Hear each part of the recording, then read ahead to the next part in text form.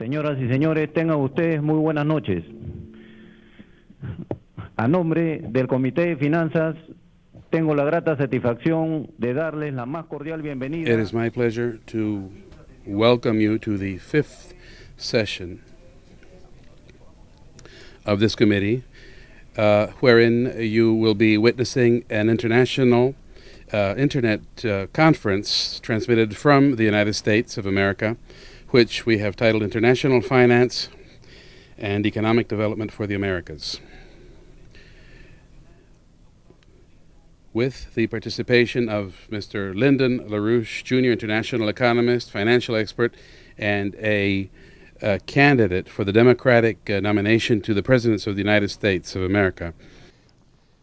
We're in a situation in the world now which can best be described as being at the brink of a disintegration of the existing world financial system and monetary arrangements.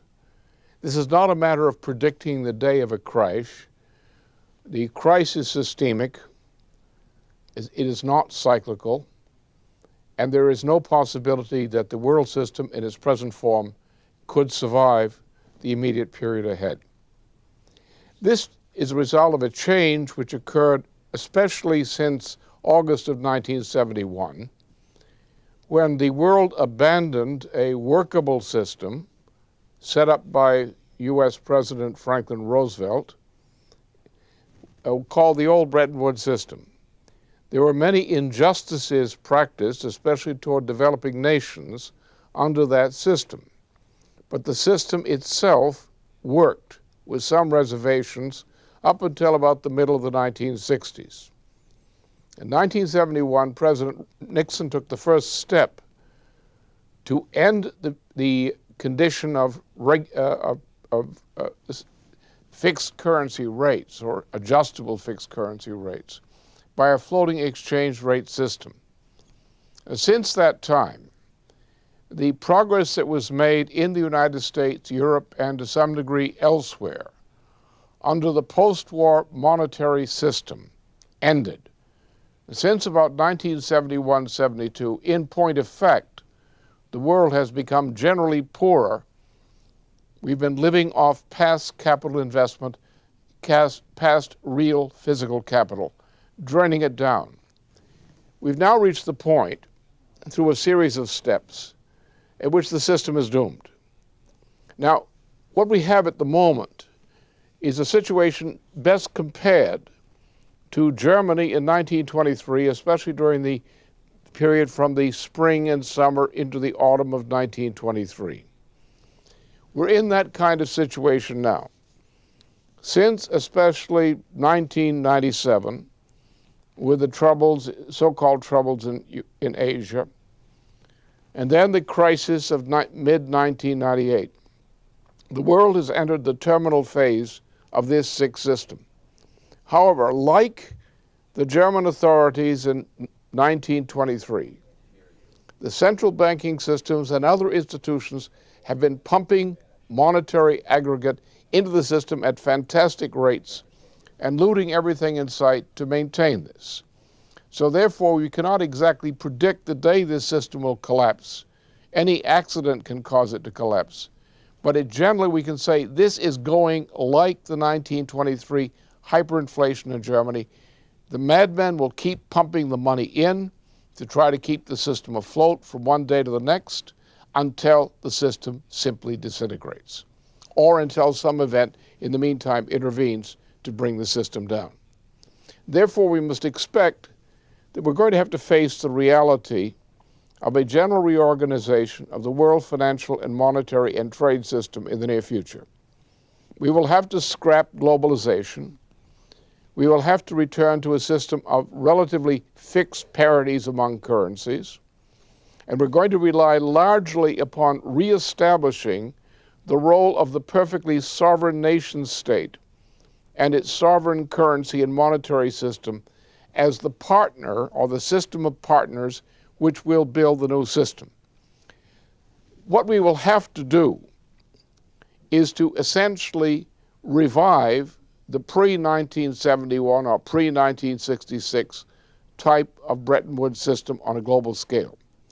And I would propose there are a number of differences that have to be included in that.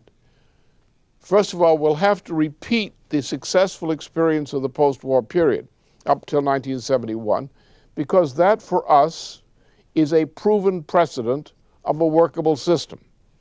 Extending this system to include developing countries in a way we did not in the post-war period is one of the fundamental changes that have to be made. For example, I've emphasized that you cannot build a workable system without including major powers such as China and India as partners in managing the new monetary system. We're going to have to put much of the world through financial bankruptcy reorganization. Much of the world's debt, including the so-called derivatives and related debt, will simply have to be written off. This has now totaled well over $300 trillion of short-term debt in a world whose estimated global gross domestic product is in the order of 11 trillion. Obviously, you cannot carry this debt. Other debt will have to be organized, especially honorable debt, especially the debt of governments.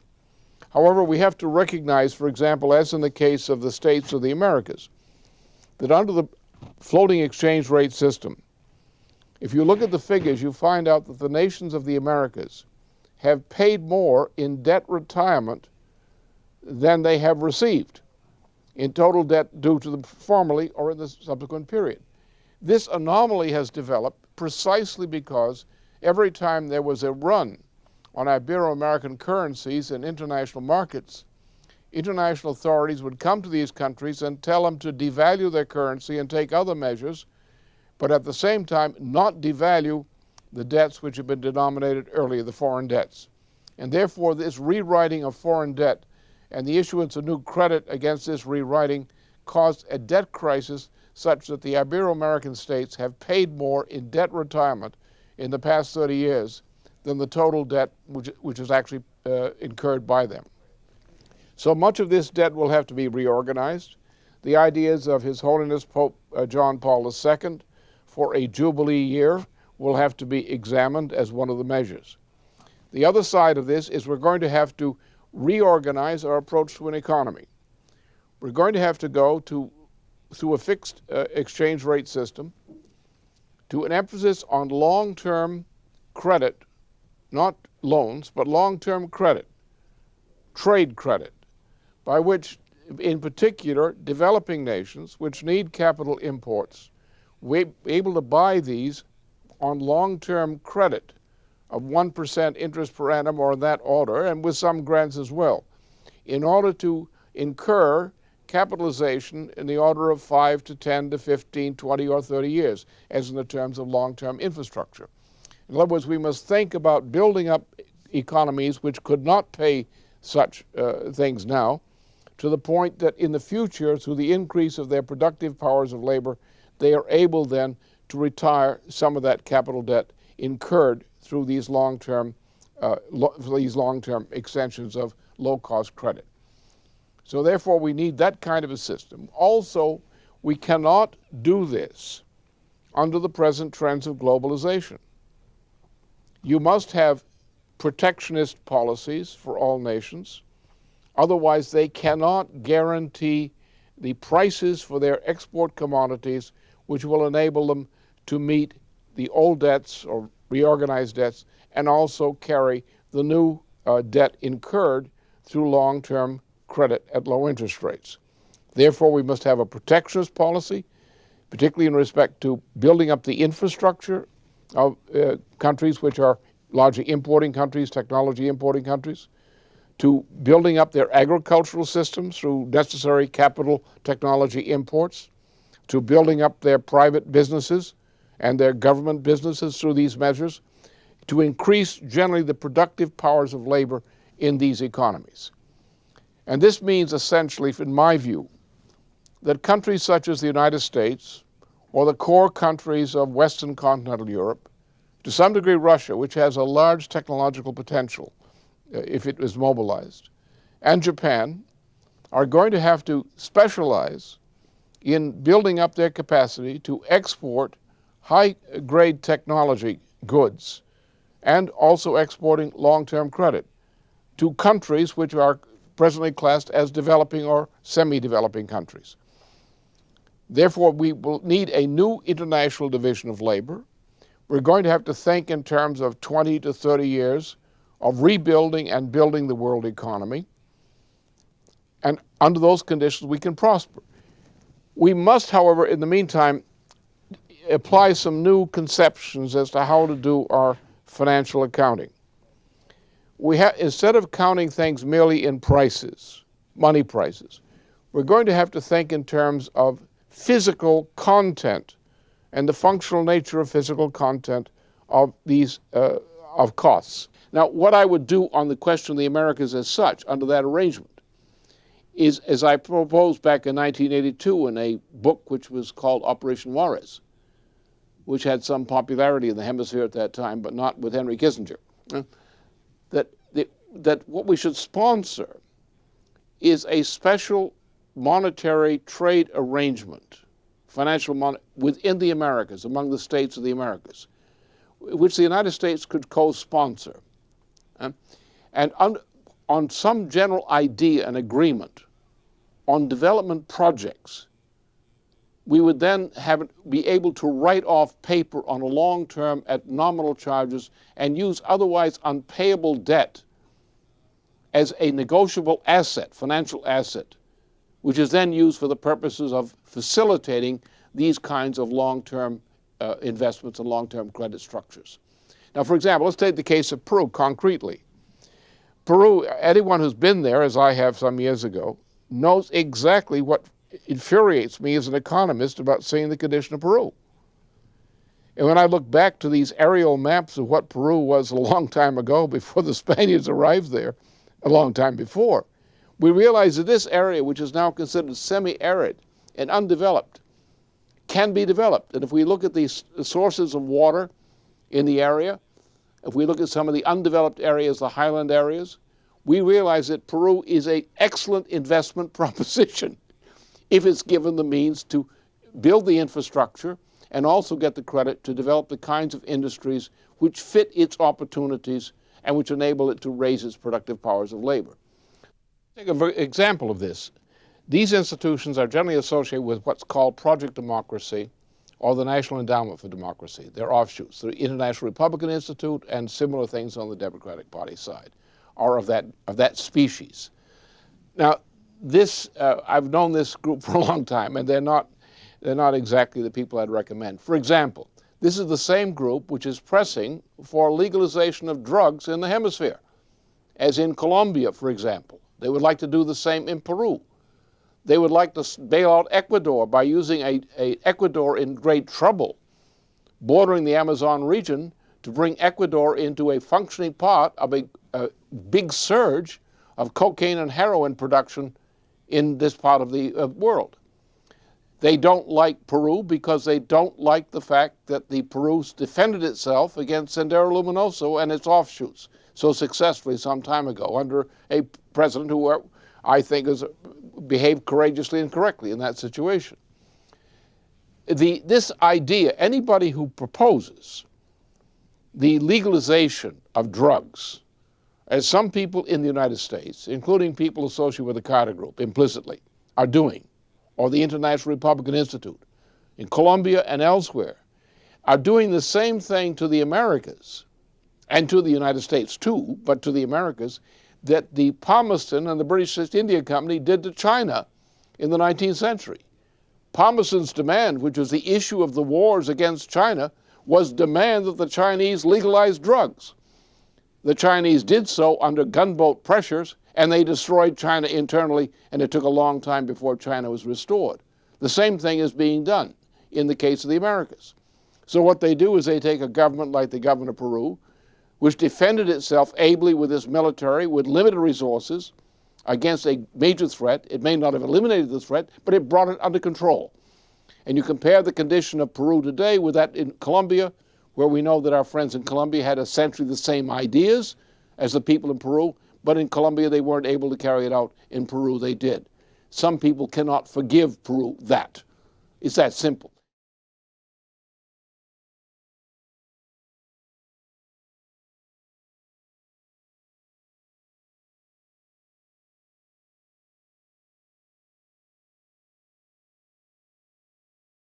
Now, this is an old problem in society.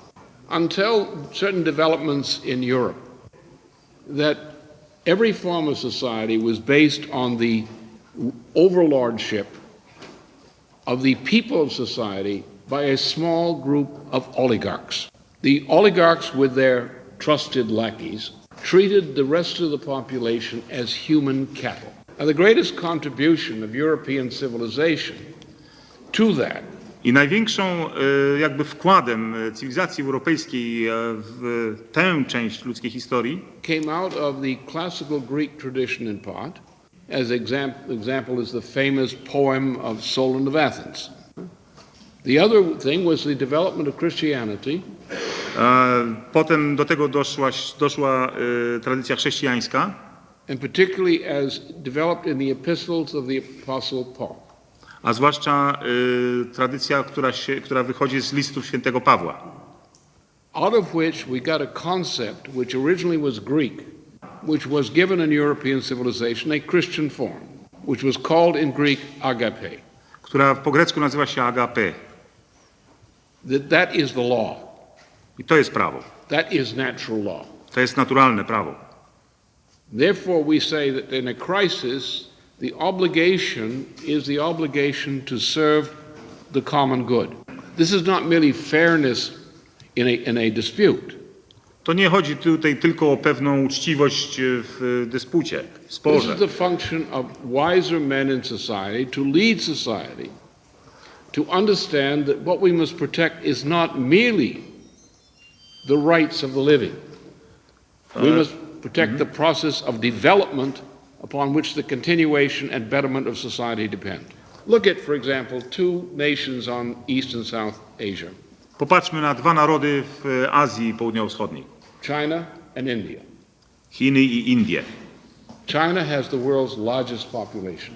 Chiny to jest największa liczba ludności na świecie. India has a population which will reach over 1 billion very soon. Indie mają ludność, która bardzo szybko dojdzie do miliarda. India has some high technology, but it also has a vast army of greatly poor. Indie dysponują bardzo nowoczesną technologią w pewnych miejscach, ale z drugiej strony mają ogromną też armię bardzo, bardzo biednych ludzi. China has developed high technology capabilities, but the future of the Chinese population depends upon the development of the inland areas and the desert areas and the mountainous areas. Ale przyszłość Chin zależy od możliwości rozwijania interioru, a także, w tym także terenów pustynnych i terenów górskich w głębi kraju. So these are countries which have some high technology capability, but not enough to meet the needs of their populations as a whole. If we're going to reorganize the world financial and economic system, what we would wish to do is take the areas which formerly have produced high technology, as in the United States, in Western Europe and Japan. Tak jak w Stanach, w zachodniej Europie czy Japonii. And increase our production of technology in cooperation with parts of the world that need this technology. Trzeba zwiększyć wydajność tej nowej technologii we współpracy z tymi obszarami, tymi regionami świata, które takiej technologii potrzebują. This will require long-term credit system. To by wymagało kredytów długoterminowych. Generally reaching to a periods of 25 to 25 years, in other words, a generation. Generalnie tak długich jak powiedzmy całe pokolenie, 20-25 lat. This means interest rates, simple interest rates on the order of 1%. Oznacza to, że oprocentowanie musiałoby być bardzo skromniutkie, rzędu 1%. And long-term agreements, especially in infrastructure development and in new technologies. Think in the case of Poland, for example. Popatrzmy na przypadek Polski. How many revolutions have the Polish people fought to struggle for independence? Ile tutaj rewolucji było, żeby się wybić na niepodległość? Why did those fighters who died for that do that? Dlaczego ci, którzy za to zginęli, to robili? As instinct like animals? No. Instynkt mieli jak zwierzęta? Nie. They fought to save the people and the nation. They were willing to sacrifice their lives. Oni walczyli po to, żeby była z tego korzyść dla ludzi, dla narodu. Chcieli się poświęcić. Without that, since the Mongol invasion, there would have been no Poland.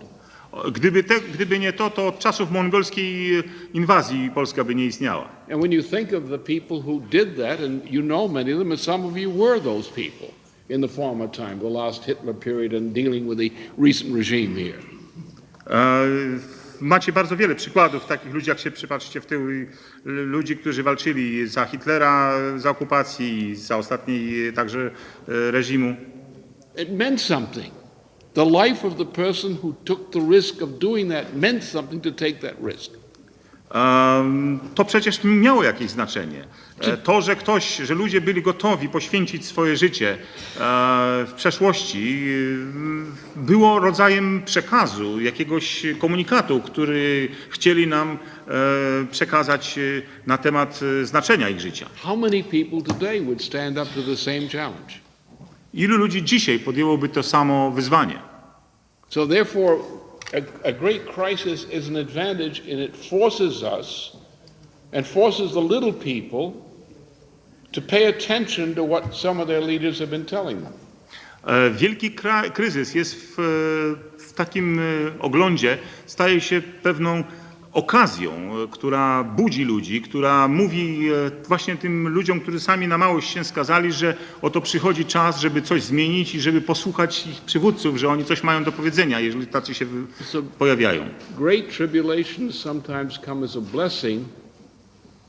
Chcę powiedzieć, że wielkie takie zaburzenia czasami pojawiają się jako rodzaj błogosławieństwa. If there are prophets to awaken the people to what their true interest is. There's some people here in this room would be very happy for Poland to make its own policy.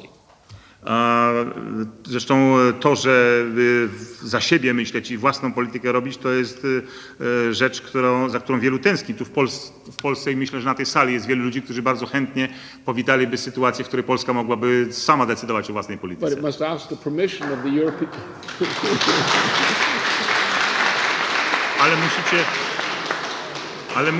Ale musicie prosić o pozwolenie Brukseli. From the IMF, from Poza the tym European Union. Z Europy, z Zachodniej, z Międzynarodowego Funduszu Walutowego. You want schools for your children, you have to get permission from the European Union.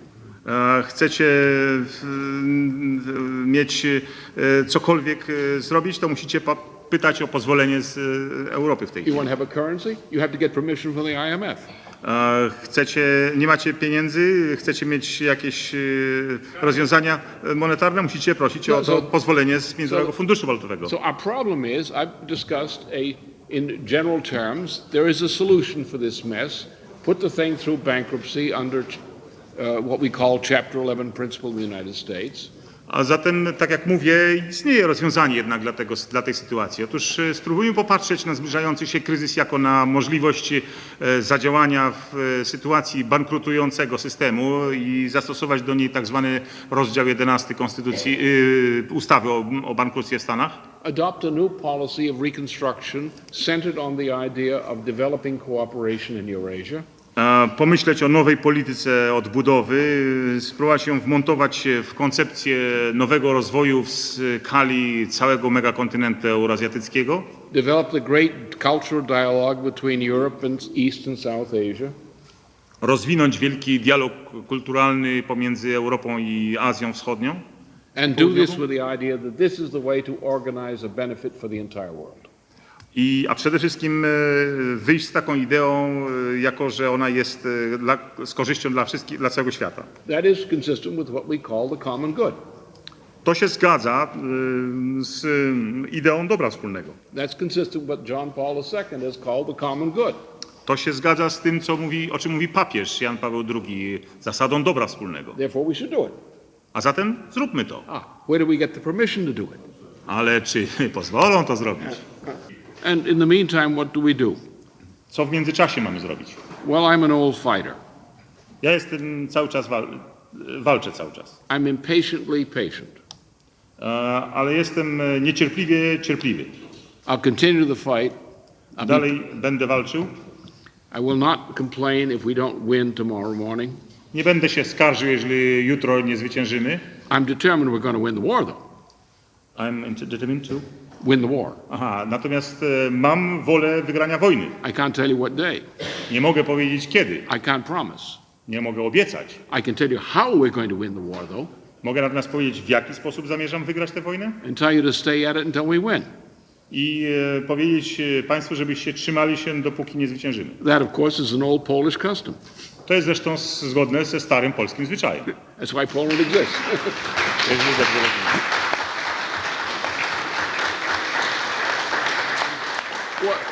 So, therefore, what we need is the clear ideas. To, czego najpierw na początek potrzebujemy, to jasne idee. We need the ideas that we would want to have from the prophets. Idee, których nie otrzymamy od proroków.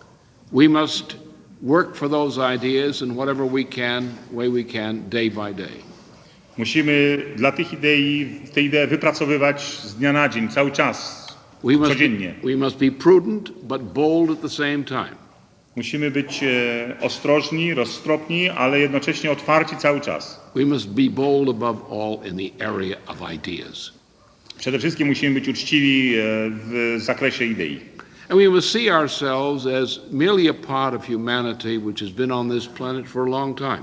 Musimy patrzeć na siebie jako na taką część ludzkości, która na tej planecie jest już od bardzo dawna. And we must look at ourselves as this part of humanity as God looks at this part of humanity.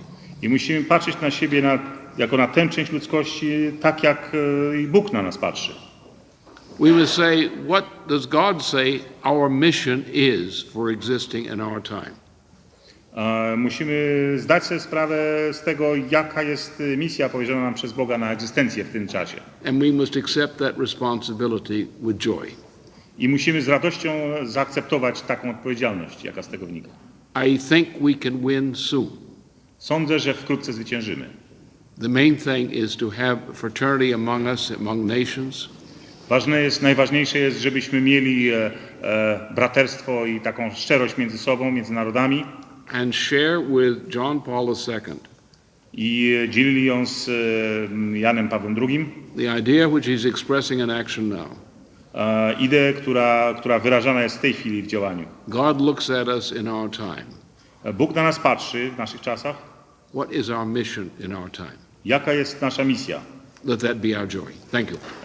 Sprawmy, żeby była radością naszą.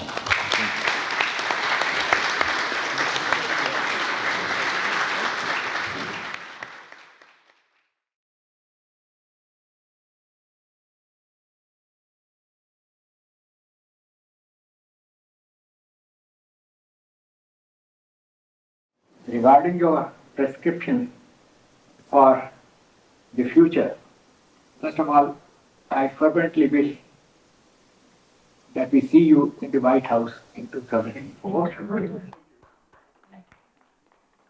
That in that high position you will help implement the idea which you mentioned about nation state in your concluding part of the address. Thank you very much. Now, 20 years later, the world has changed. It was done specifically with the idea Mrs. Gandhi was then Prime Minister, and our intent was to provide through her. We've had discussions before in earlier times, and it seemed that the most useful thing we could do for India, since she was disposed to know about such things, was to provide something that she and her associates could use in India to devise a plan for India, because we thought that the long-term view was needed. And we saw that about 2 generations be required to realize anything that India would accept as a long-term view. And she, of course, was sympathetic, because she would always look at the poor of India as her reference point. If it doesn't benefit the poor, there's something wrong. And that's my view. If it doesn't benefit the poor of India to elevate their station, we fail. If you benefited the poor and uplifted them, well, then you're moving the whole country in the right direction.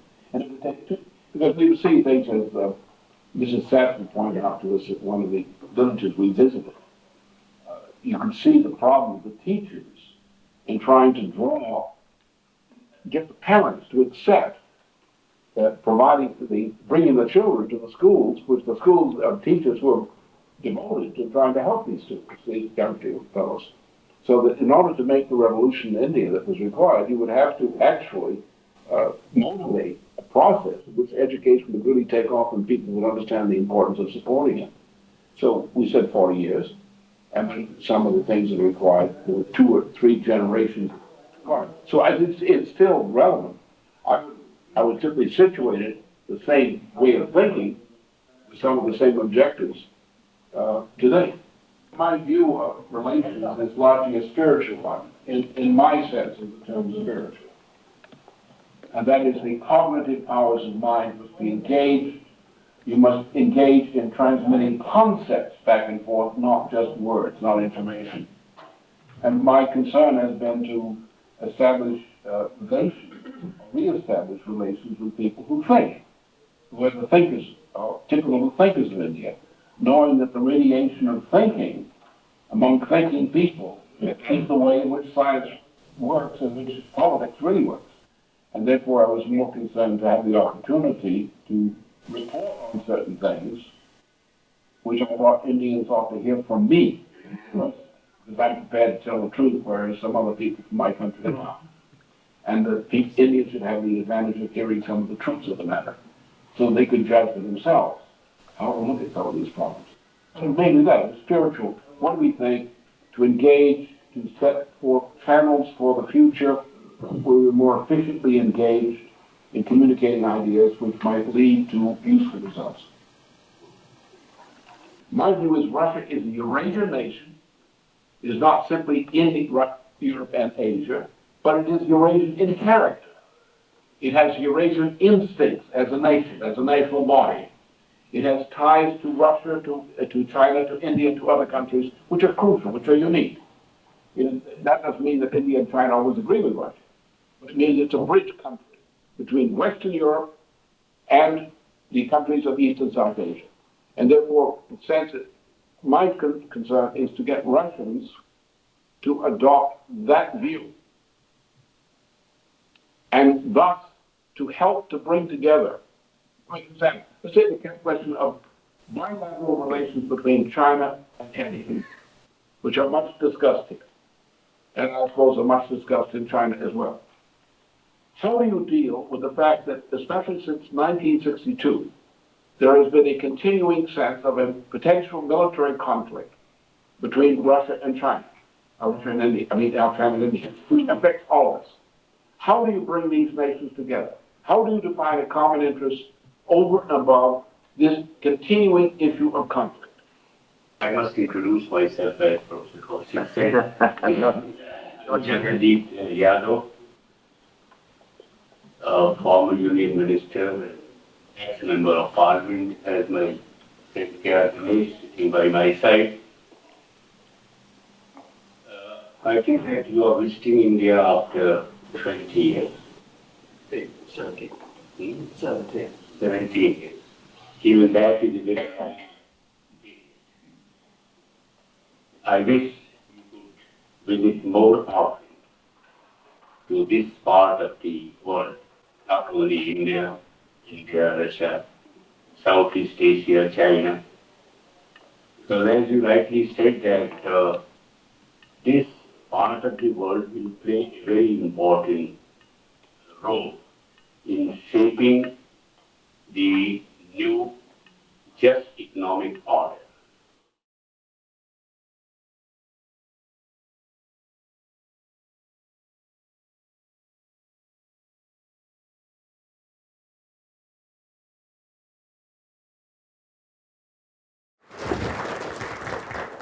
What I shall do today is present the evolution of the policy which is presented to us by the coming visit of the President of China.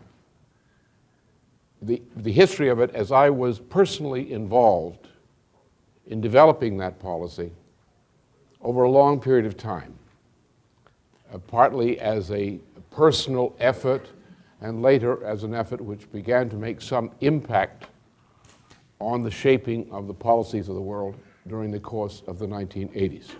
The intent of London the intent of the British Commonwealth is to do to China what they did to the Soviet Union. That's their policy. Above all, they do not wish to allow the United States to enter into a partnership with China, which is an alliance, in effect, among two nations seeking to find global stability and global economic growth. And thus, China is besieged and threatened on every border. That's changing. What's happened in Taiwan recently with George Soros and company collapsing the Taiwanese economy as he participated in collapsing the Southeast Asia economies has had a political effect in Taiwan. But from every part of Asia, we can trace British intelligence operations, supported in part by some scoundrels from the United States, such as George Bush and his brother Prescott, which are attacking China, trying to destroy it. You have a pro-British faction in Japan, which wants to make trouble. You have in the Congress, members of the Congress who never had a passport before the end of the Congress. And they're now trying to make foreign policy. Most of them don't even know where countries outside the United States are. But they have strong opinions on the subject. Their ignorance strengthens their opinion. There's instability in Central Asia. It's a cockpit of trouble. There are threats to China from all around it, launched largely by British intelligence and by the British Commonwealth operations. So China's a besieged nation. Okay, now I'll have played briefly a section from a televised press conference which I conducted in Berlin on Columbus Day, October 12th, 1988, at the Bristol-Kempinski Hotel. This is the same televised press conference which was later rebroadcast in the United States during October the same month as part of a nationwide campaign, election campaign, my campaign. This is the actual genesis. This broadcast and what led into it is the actual genesis of the program I've just described or identified, and is the genesis of the policy thinking which must go into the design of the agreements reached between the President of the United States and the President of China. Proceed. Under the proper conditions, many today will agree that the time has come for early steps toward the reunification of Germany, with the obvious prospect that Berlin might resume its role as the nation's capital. For the United States, as for Germans and Europe generally, the question is, will this reunification process be brought about by assimilating the Federal Republic into the East Bloc's economy or economic range of influence, or can it be accomplished in a different way? In other words, is a united Germany to come into being as a part of Europe from the Atlantic to the Urals, as President de Gaulle proposed, or as Mr. Gorbachev has desired, a Europe from the Urals to the Atlantic? I see the possibility that the process of unification could occur precisely as de Gaulle proposed. What I'd forecast at that point was that in the remainder of that address is that during the coming months that we would see the disintegration of the former Soviet bloc for economic reasons. This disintegration would begin politically in Poland, would spread through Eastern Europe, and that the United States and Western Europe must prepare for this process of disintegration of the Soviet-dominated economic zone, and that the United States must support the early reunification of Germany under these conditions, and that proposal should be made in the context of offers by the United States and others to assist the states of Eastern Europe and the Soviet Union in economic recovery by helping them correct some of the faults in their system. It happened, as we know, the following year. At that point, I turned to my wife, and Helga, and we discussed the implementation, which had to be, this is the point the wall was beginning to crumble, the measures which must be taken by the United States and Europe, Western Europe, in order to deal with the disintegration which is ongoing in the former Soviet bloc. The proposal that came from that first was called the European Triangle Proposal. Here we have that. That there is an area in Western Europe, an approximate spherical triangle whose key points, whose vertices, are Paris, Vienna, and Berlin. This is the historic, represents the historic concentration of infrastructural and related economic and technological development in Europe, which has been the greatest in the world. Here was embedded, at that time in 1988, 1989, was embedded the greatest potential for machine tool technologies, radiation from Europe into Eurasia. And my proposal was the United States had to enter into an agreement with these nations of Europe in order to establish partnership with this triangle zone in order to extend development corridors based on transportation corridors, including the technology of magnetic levitation rail, or rail substitute, into St. Petersburg, into Moscow, etc., down through Italy and so forth, and beyond, as a great development project. And therefore, the crucial thing to all of these parts of the world, whether it's Africa, South Asia, East Asia, is to provide to these sectors of the world the right to development. The right to development involves education, infrastructure development, and above all, the machine tool design capability without which you cannot have continuous sustainable development. Thus, that was the principle of the sector. That by developing land routes of efficient, high-speed transportation throughout Eurasia, and using these routes not only to support trade and industry, but to support the transmission at a high rate of the machine tool design sector into these countries, then and only then would it be possible to lift the greatest part of the world population, which is concentrated in South and East Asia, and also in Africa. Secondly, to lift these parts of the world out of the legacy of 19th century imperialism and the legacy of second-class citizenship in world affairs.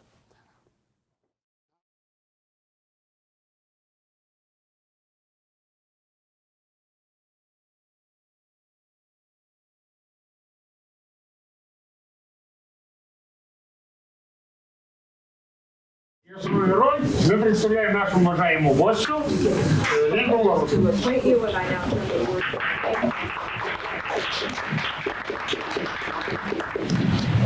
There are two things which are concern to me in being in Russia this week. Дело в том, что я на этой неделе нахожусь в России, меня волнуют две проблемы. Not only in Russia, but in the world as a whole, we have the greatest crisis of the 20th century.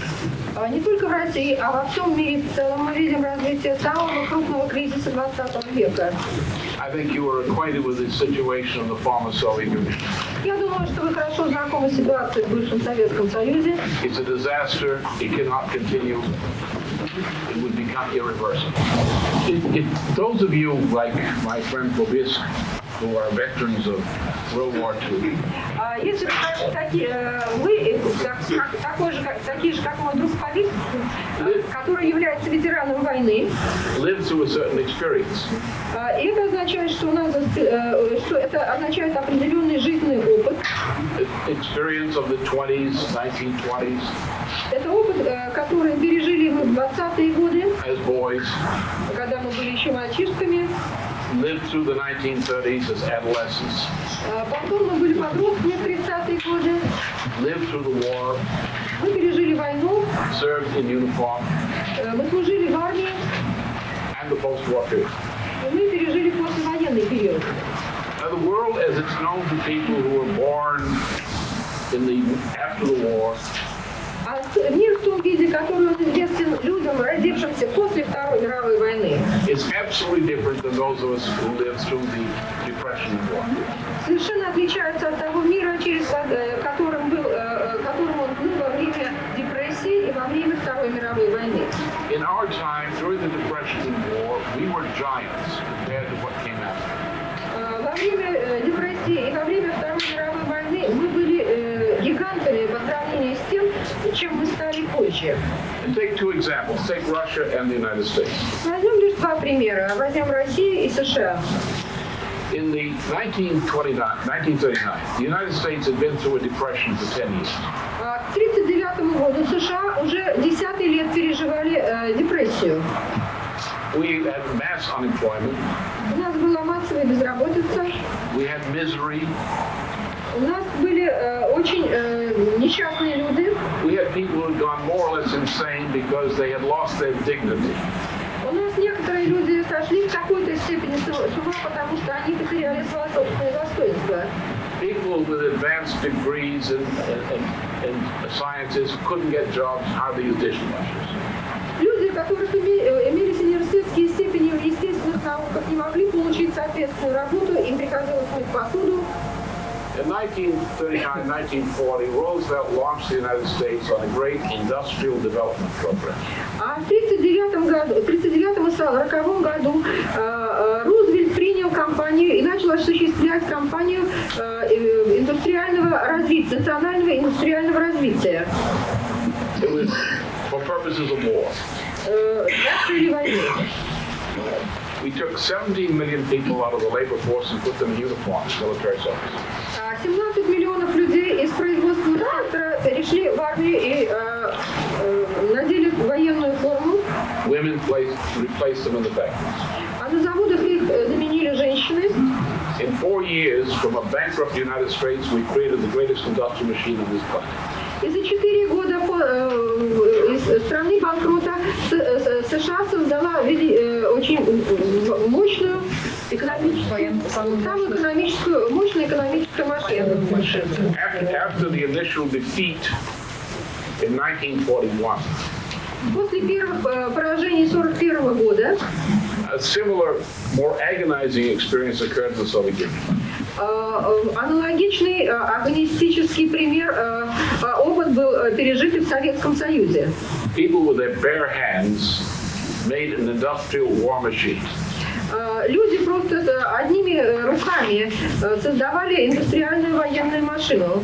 For every Wehrmacht soldier who died on the Russian front, 10 Russians died.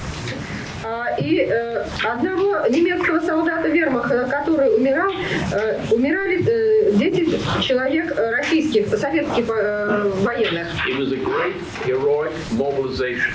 Это была великая героическая мобилизация. It was not pretty. Это все не очень здорово выглядело. It was monstrous. Это выглядело совершенно жутко. It was war at its most intense. Это была ужасная интенсивная война. Yet the beautiful thing was the people were capable of doing it. Но самое хорошее, что стало ясно, это то, что люди могли это все осуществить. And then in the immediate period after the war. А теперь и также за периодом, который последовал непосредственно после окончания войны. Peace came, but there was no peace. Мир пришел с одной стороны, с другой стороны мира не было. The ruined country was rebuilt with bare, bleeding hands by hungry people. И разрушенная страна была восстановлена чисто руками людей, которые еще не всегда были сыты.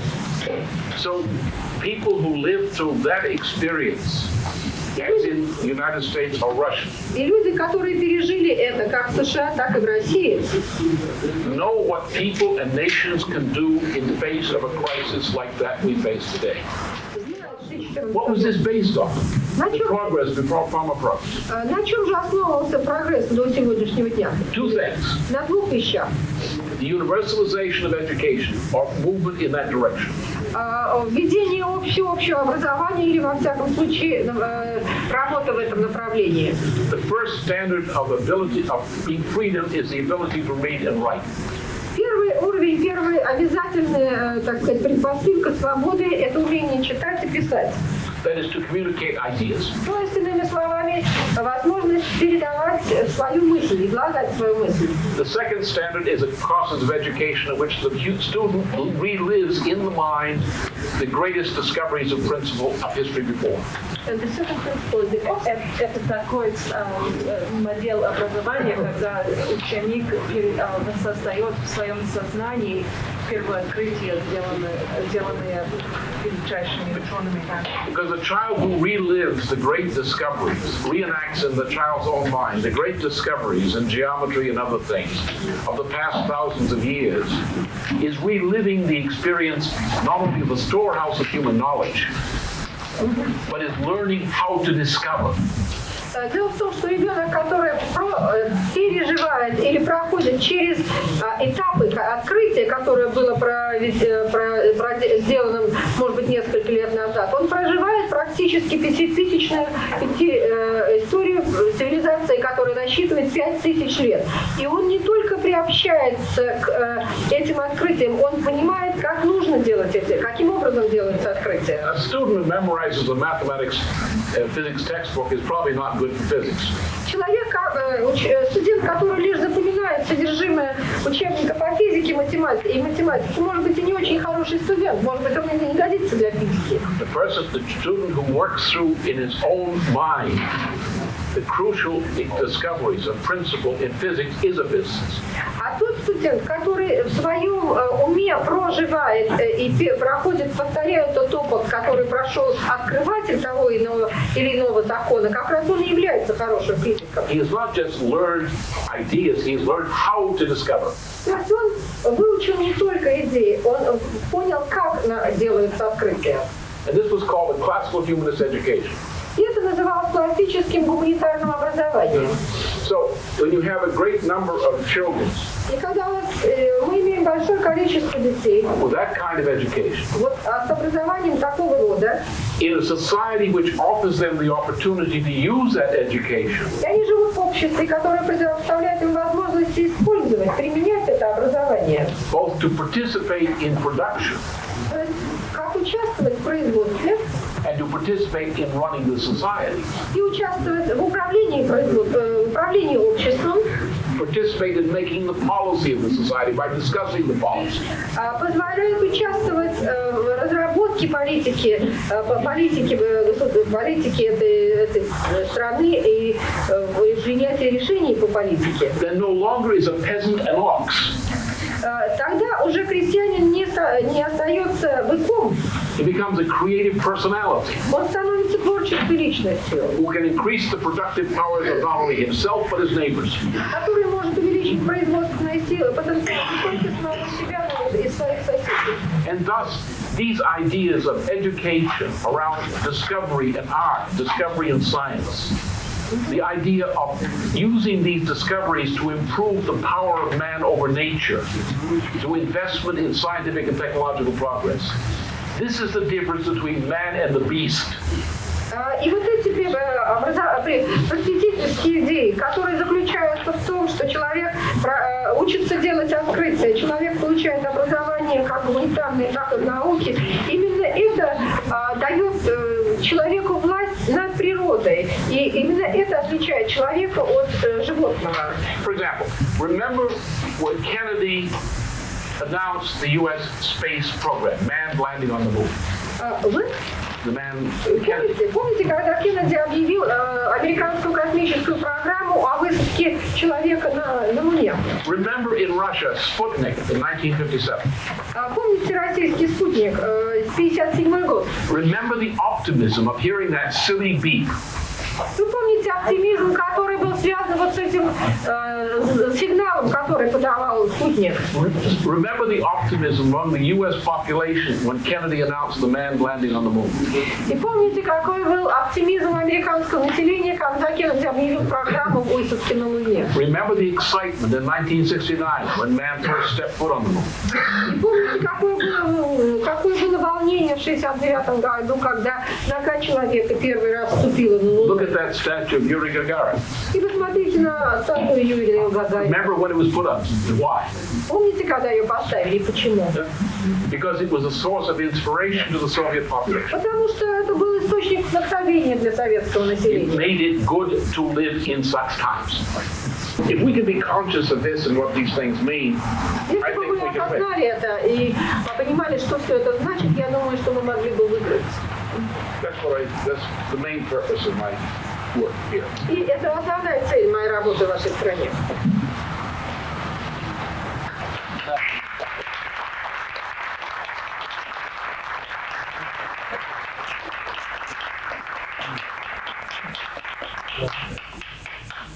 Может быть, попросим ответить на вопросы господина Ларуши, если такие есть.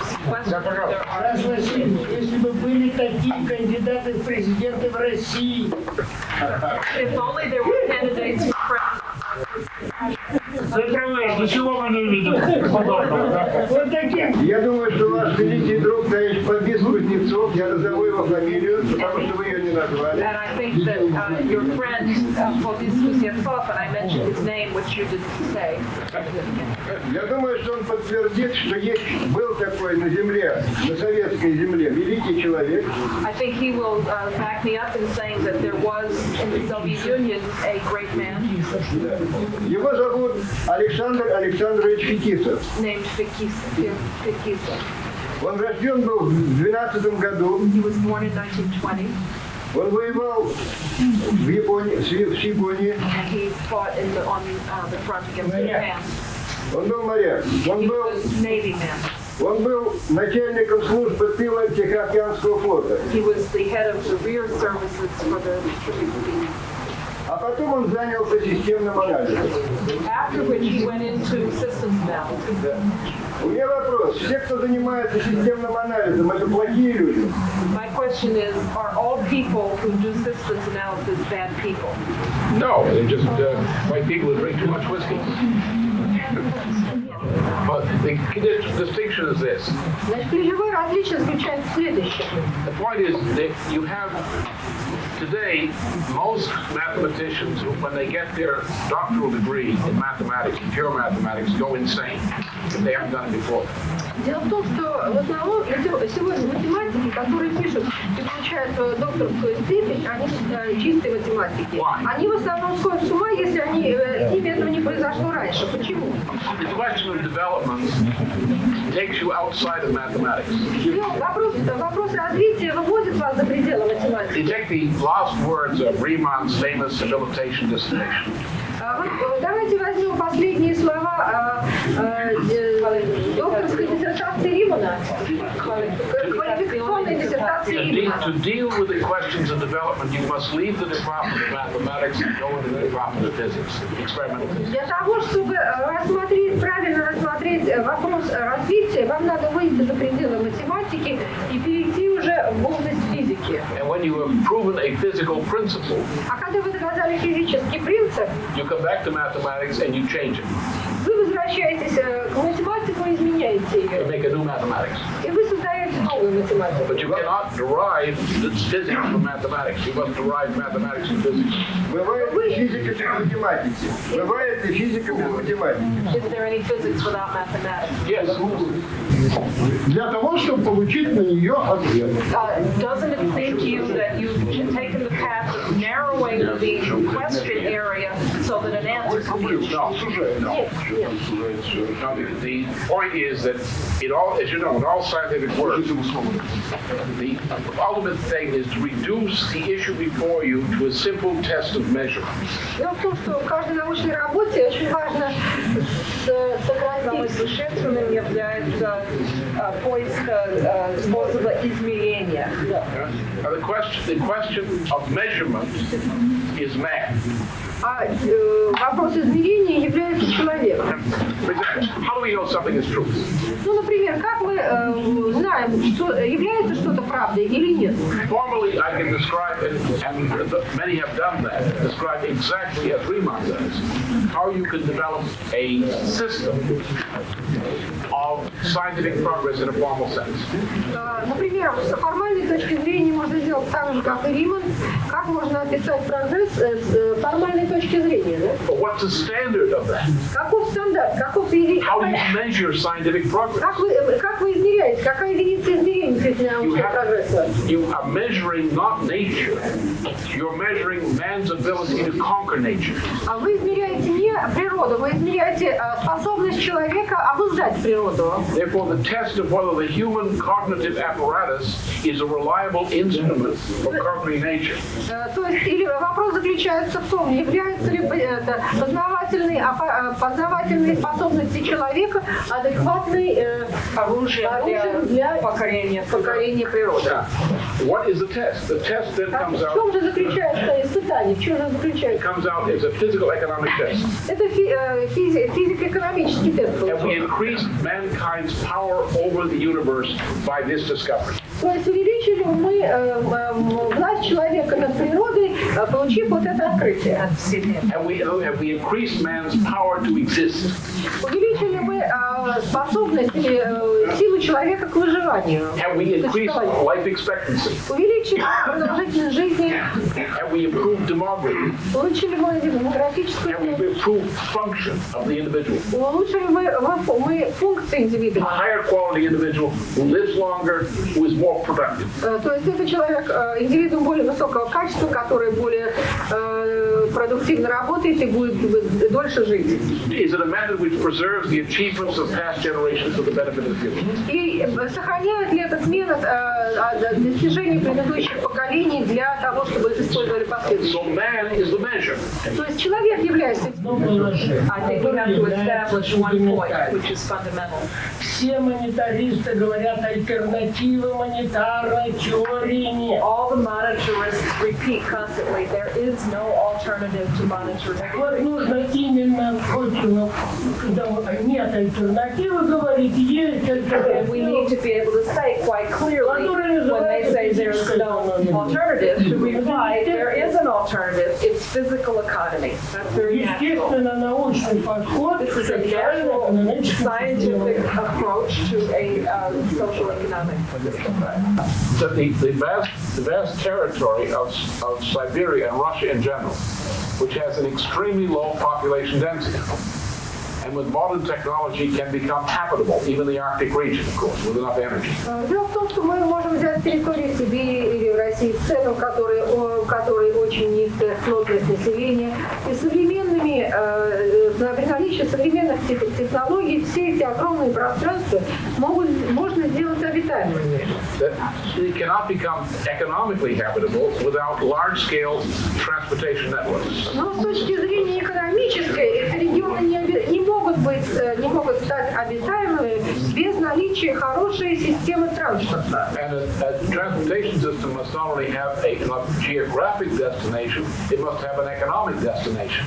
И транспортная система должна иметь не только географическую точку прибытия, но также экономическую точку прибытия. So the way to develop Siberia is by having transportation links to South Asia and to China, which are the great concentrations of world population. Дело в том, что можно развивать Сибирь, прокладывая через нее дороги в Южную Азию и в Китай, в котором огромное население. This is strategically necessary for peace on the continent of Eurasia under present and coming conditions.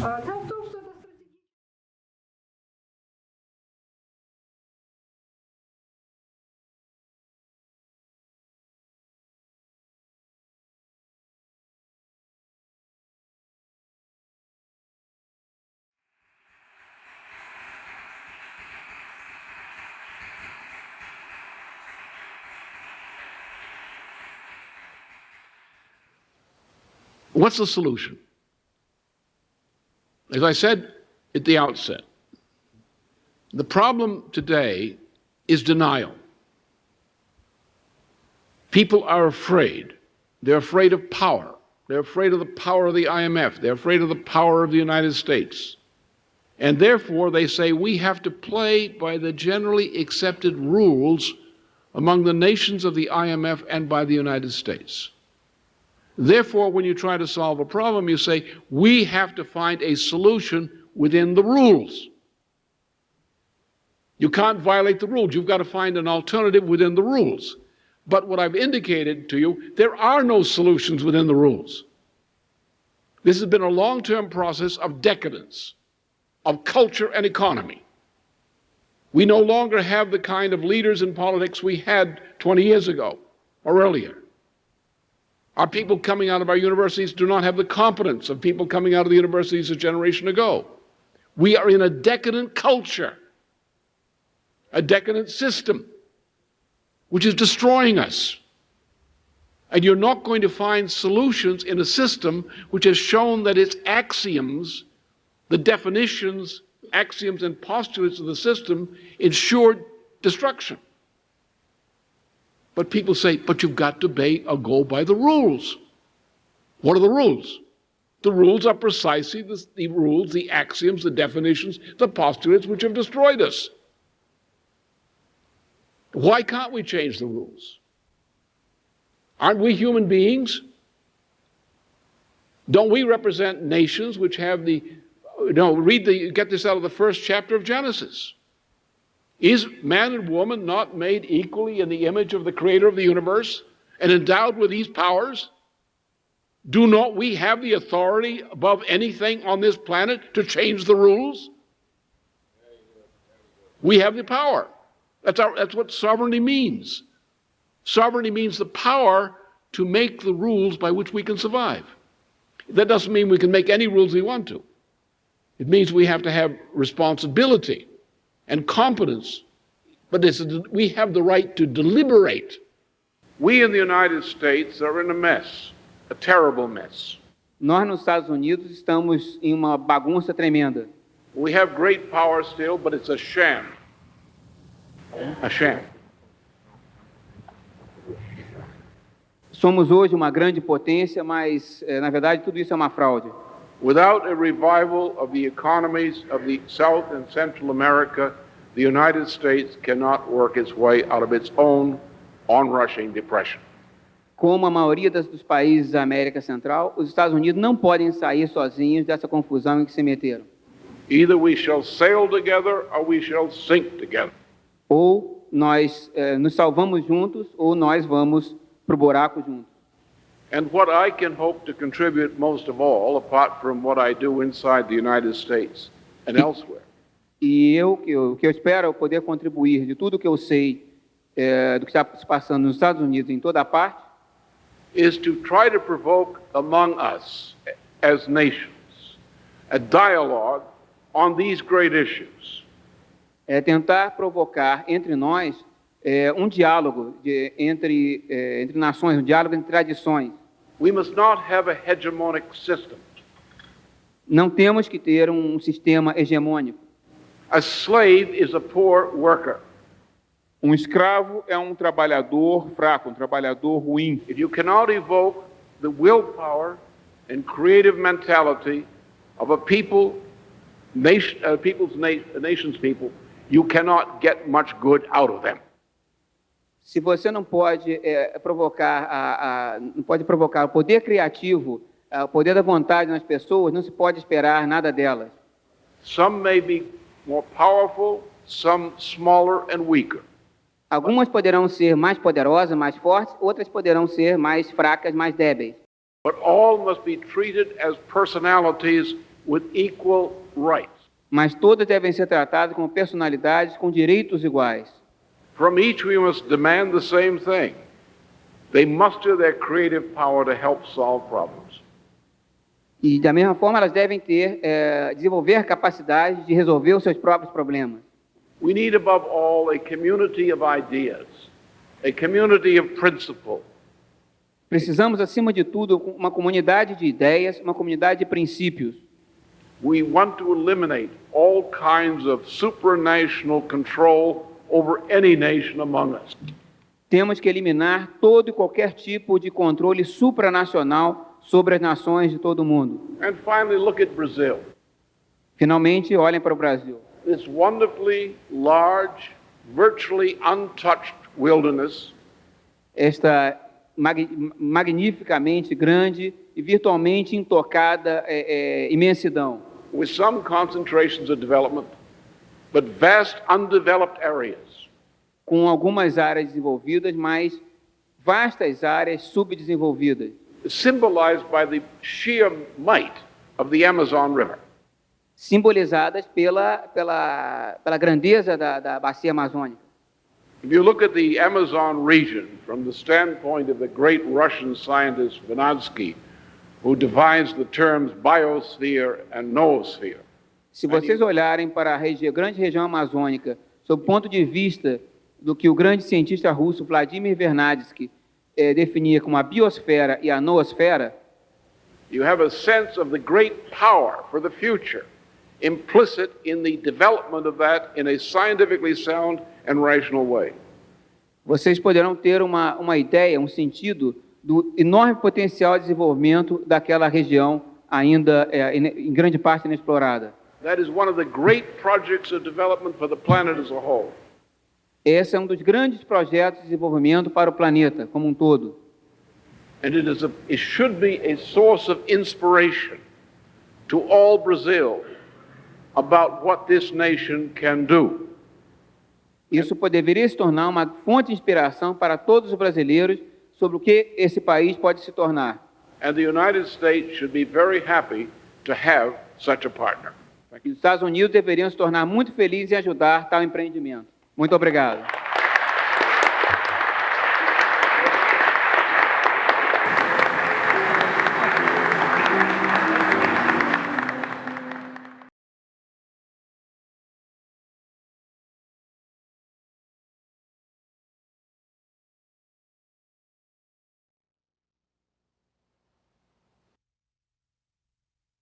I wish to extend my gratitude to the Institute, to the Center, and to His Highness for the invitation to be here with you today. My subject is the Middle East as a strategic crossroads. The world has come to a crossroads in modern history, if the world were to continue along the pathway currently chosen by my government and some others. Civilization will be plunged for as long as a generation or more into a global dark age comparable to that which struck Europe 7.5 centuries ago. We must not pretend that that danger does not exist. We must commit ourselves to the hopeful alternative which wise governments would prefer. Therefore, I should speak frankly but optimistically of a second crossroad, the Middle East. Whatever U.S. policy might appear to be now, the reality of the present world economic crisis will probably force some sweeping changes in U.S. policy and thinking during the near future. There is no hope for the economic revival of the United States from the present world crisis without precisely such cooperation in the land transport-based development of the Eurasian and African continents as a whole. If the U.S. is to find a solution to the inevitable early disasters caused by its present policies, this must include a special role for the Middle East. The approach to a solution to that strategic crisis does not lie in oil as such, but in the way petroleum production and marketing can be applied to serve the broader long-term interests of the region. Stable governments within the region and stable relations within areas outside the region are the first line of defense of the region from the forces and other perils which presently menace it. The crucial role of transport development is a leading example of the measures of defense required. The special advantage of modern rail or magnetic levitation, as compared with sea-based transport, lies in the elementary fact that with rare special exceptions, the product transported by sea does not improve in itself during transport. Under the right conditions, long-range transportation corridors, which are based on the central role of monorail or magnetic levitation transport are in net effect cheaper and faster routes of transport than the seas. As in the cases of the original U.S. transcontinental rail systems, these routes were not merely roads of transport. The transportation system transformed a virtual economic wasteland to a rich region of powerful economic development. In effect, every average kilometer or investment in the transportation system along these main and subsidiary routes gave back to the nation a net amount of produced wealth from agriculture, mining, and manufacturing far in excess of the cost of developing and maintaining the transportation system. Instead of thinking of connecting 2 points with a long-distance rail line or magnetic levitation system, think of the transport line as the central spine of a development corridor for up to 50 to 100 kilometers width. Running parallel to the spine are main line conduits of water and power. At appropriate places along the spine, agro-industrial residential complexes are built. Satellite areas of a similar type lie within the same corridor. What I have just described in a summary way is a modern equivalent of the methods which produced an agricultural industrial revolution in the United States approximately a century and a half ago. By concentrating resources of transportation, water, and power within development corridors, the most efficient use of these resources can be managed. The most economical use of the total available land area is achieved by tending to concentrate development in those corridors. Under conditions of continued growth, subsidiary development corridors will branch out from the principal ones. The same method can be applied with a combination of technologies either existing or within reach to transform the interior of Asia, including the deserts and tundras. Under proper policies, the physical net cost of such development corridors is less than zero. As goods flow along the spine of the corridor, new wealth is generated in and around each of the nodal agro-industrial residential locations along the route. There was a confrontation in the past between producer and consumer. Do you see any hope in the future that both sides can set and plan future of cooperation? I see it up the hope. The hope is precisely this. We are in, as I said, we are in a collapse of the world financial monetary system, a collapse of the economy. We published in my magazine and others, we published the figures on this. It's clear. All the attempts to deny this are becoming undeniable. All right, under such conditions, how would the world recover? Now you're looking at, from your background, which obviously includes this knowledge, you're looking at a system which is no longer a sane financial system. We are now operating on the basis of financial derivatives which run into hundreds of trillions of dollars. We don't know how many there are because they're unregulated markets. These are obligations. We have bubbles, all kinds of financial bubbles. We see the collapse of the so-called telecom sector, which is collapsing. So we're into a major bankruptcy now. This means that we are at a point where we can save the economies through cooperations among national governments, but requires state-to-state agreements of the type we made in terms of the first IMF agreement. If we went back to the model of 1945, 1965, and say, should we do this? Put the world through bankruptcy reorganization. Do the things you do in bankruptcy, or the so-called Chapter 11 in the United States. Get government credit mobilized to large infrastructure projects and so on. What do? Well, to maintain that system, we have to have a system of gold reserve-based system. Because we have to have a fixed currency value or a peg ratio, otherwise you cannot have cheap loans, 1 or 2% in international markets on long term. Under those conditions, the next thing you go to is certain categories of trade.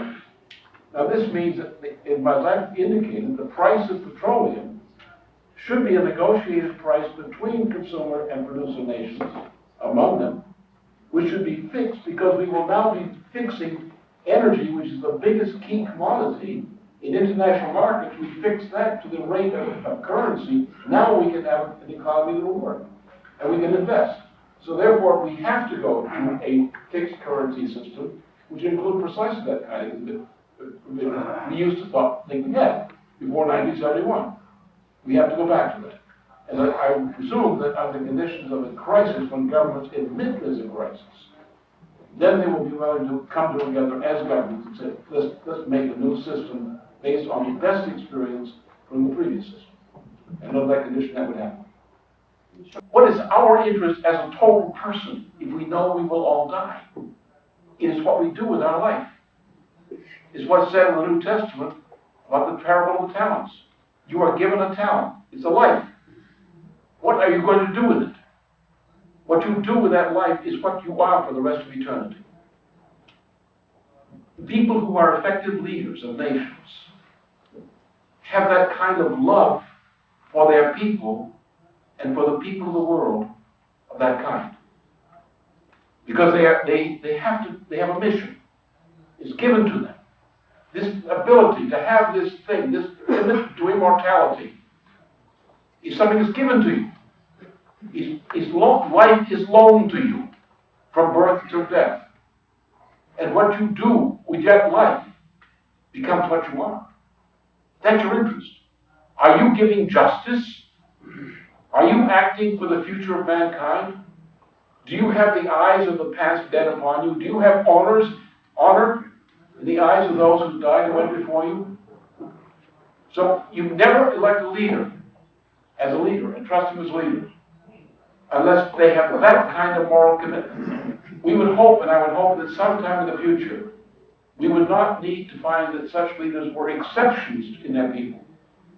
In the meantime, we count on such leaders to guide, or people who can approximate that, to lead us and lead the people through the swamps of danger.